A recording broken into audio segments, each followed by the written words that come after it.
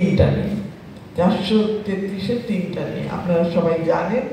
একটা হলো আমরা বলেছি যে আমাদের পারিবারিক আইন ধর্মভিত্তিক এবং সেই ধর্মভিত্তিক পারিবারিক মুসলিম আইনে নারীরা, সে বোন হোক, মেয়ে হোক, স্ত্রী হোক, মা হোক, নারীরা পুরুষের অর্ধেক পাবে।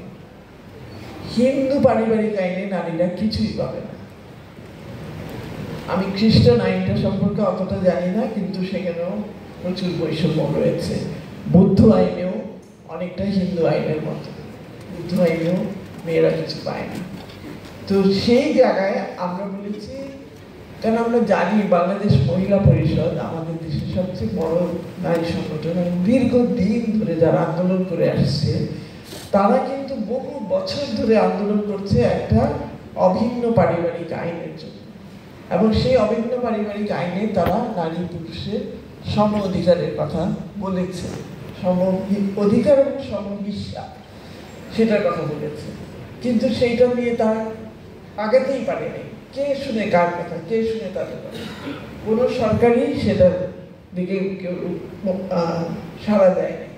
তো আমরা বললাম যে আমরা তাহলে এই জিনিসটা যখন আমাদের প্রতিবেদনে আনবো, আমাদেরকে একটু স্ট্র্যাটেজিক হতে হবে, কৌশল অবলম্বন করতে হবে। তো সেই কৌশলটা আমরা অবলম্বন করলাম, বললাম যে যারা এই ধর্মভিত্তিক পারিবারিক আইনের মধ্যে অধীনে বাস করতে চায় করুক, আমরা ওইটার বিলুপ্তি চাচ্ছি না। কিন্তু আমরা চাচ্ছি যারা সেটার অধীনে বসবাস করতে চায় না তাদের জন্য একটা সিভিল অপশন তৈরি করা হবে। সেই জন্য ঐচ্ছিক শব্দটা ব্যবহার করা হয়েছে। তো ঐচ্ছিক শব্দটার গুরুত্বটা সেখানেই, কিন্তু তারপরেও আমরা দেখলাম যে হেফাজত বিশাল সমাবেশ করলো। আমি খুব ফ্ল্যাটার্ড, আমার ছবি নাকি 25,000 কপি ছাপানো হয়েছিল একটা ক্রস দিয়ে, আমার মুখ তার উপরে একটা ক্রস দিয়ে। তো আমি খুব এটাতে বললাম যে আমার ছবি সবার কাছে গেছে। যাই হোক, যেটা তারা সমালোচনা করেছে, তারা তাদের যুক্তি তুলে ধরেছে তাদের বিশ্বাসের জায়গা থেকে। আমাদের যেদিন আমরা আমাদের প্রতিবেদন জমা দিলাম প্রধান উপদেষ্টার কার্যালয়ে, তার পরপরই একটা সংবাদ সম্মেলন হয়েছিল। তো সেখানে আমি দুটো কথা বলেছিলাম। একটা বলেছিলাম আমরা সব রকমের সমালোচনা, সব রকমের তর্ক বিতর্ককে স্বাগত জানাই। কেন স্বাগত জানাই? কারণ আমরা মনে করি আমাদের মূল কাজটা হলো এই বিষয়গুলোকে জনপরিসরে নিয়ে আসা। কারণ এখানে অনেক কিছু আছে যেটা কোনোদিন জনপরিসরে আলোচনায় আসেনি। তো আলোচনায় আসলে সেটা তর্ক হোক, বিতর্ক হোক, মানুষের কান সওয়া হবে, এবং কান সওয়া হলে একদিন এটা বাস্তবায়ন হবে। কিন্তু যতক্ষণ এটা কান সওয়া না হবে ততক্ষণ এটা উদ্ভট থাকবে। তো এই কারণে আমরা সব রকমের তর্ককে স্বাগত জানিয়েছি, কিন্তু যেটা স্বাগত জানাই নাই বা যেটা গ্রহণযোগ্য না সেটা হলো গালিগালাজ। যেই পরিমাণ গালিগালাজ সেই সাথে আসবে, এবং আমরা লক্ষ্য করলাম এই গালিগালাজের প্রতিবাদ খুব কম লোক করল। আমাদের যারা আমরা মনে করি আন্দোলনের সহকর্মী বা সহযোদ্ধা, তারাও অনেকে নিশ্চুপ থেকে গেছে, এবং প্রধান উপদেষ্টার কার্যালয়ে নিশ্চুপ থেকে গেছে।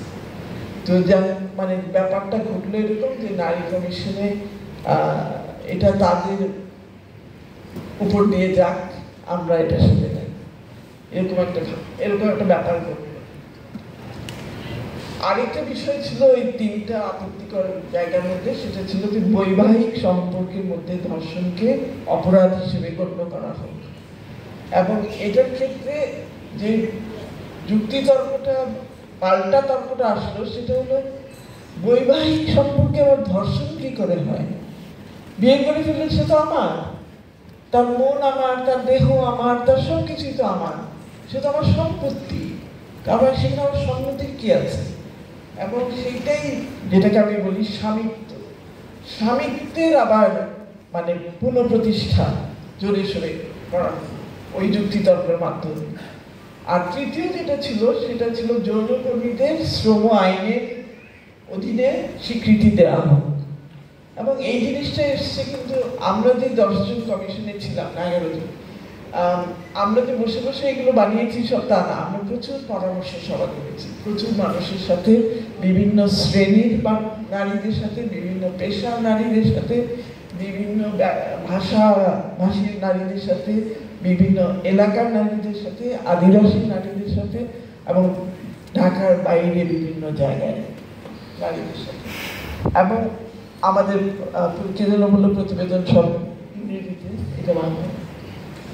এবং যেটা আমরা করেছিলাম সেটা হলো যে যৌনকর্মীরা আমাদেরকে বলেছিল যে এই আইনের অধীনে স্বীকৃতি পেলে আমি হাসপাতালে যেতে পারবো চিকিৎসার জন্য, আমি আদালতে যেতে পারবো কোনো মামলা করার জন্য, আর সবচেয়ে বড় কথা আমার ছেলেমেয়েরা স্কুলে যেতে পারবে। আপনাদের ছেলেমেয়েরা যখন স্কুলে যায় আমাদের অধিকার আছে আমাদের ছেলে মেয়েদেরকে স্কুলে পাঠানো, কারণ আমরা এই দেশের নাগরিক, আমরাও কত খেটে খাই এবং আমরা কার কাছে ভিক্ষা চেয়ে করি না। তো এই কথার ভিত্তিতেই কিন্তু ওই সুপারিশটা এসেছিল। যাক, যেটা বলতে চাই সেটা হলো আমরা 50 বছরে বা তার শতাধিক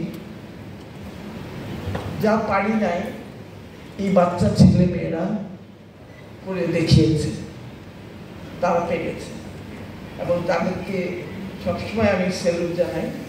এবং আমার কষ্ট লাগে যখন আমাদের প্রতিবেদন নিয়ে আমরা তাদের অনেকের সাথে কথা বলতে গেলাম, আমি অবাক হলাম যে ওই আমি বলছি না তারা তো আমার প্রজন্মের পরের প্রজন্ম, তো আমরা তো আশা করি তারা আমাদের চেয়েও এগিয়ে থাকবে চিন্তাধারায়। আমি অবাক হলাম যখন দেখলাম তারা কতটা রক্ষণশীল, এবং এটাতে আমি অবাক হয়েছি এবং কিছুটা মর্মাহত হয়েছি। তাহলে আমরা কোন দিকে যাচ্ছি? আমরা কি উল্টো পথে হাঁটছি? একটা পড়েছে একটা মানুষ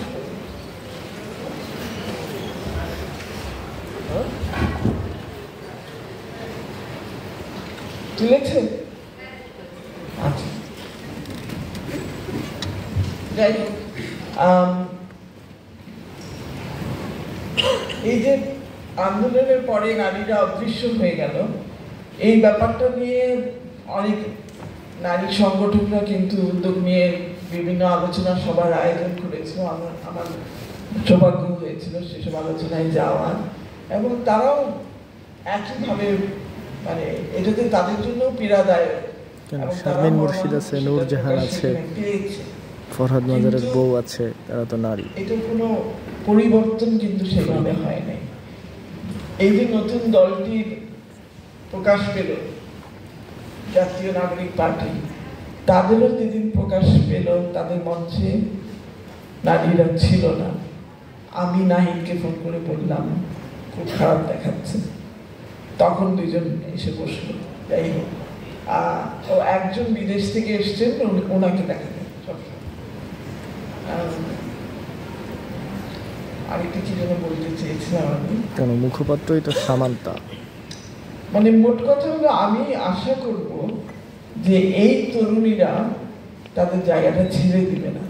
এই জায়গাটা লড়াই করে নিয়েছিল, তারা আপাতত বিভিন্ন কারণে সেখান থেকে সরে গেছে। আমি আশা করব তারা ফিরে এসে তাদের সেই জায়গাকে আবার পুনঃপ্রতিষ্ঠা করবে তাদের হিসেবে। অর্থাৎ আমাদের যে অনেক দিনের আন্দোলন, পাবলিক স্পেসে নারীকে যেন নিরাপদে মুক্তভাবে চলতে পারে, সেই জিনিসটা তারা যেন প্রতিষ্ঠা করতে পারে। আমরা পারি নাই, সেটা আমি আশা করবো তারা করবে। ধন্যবাদ।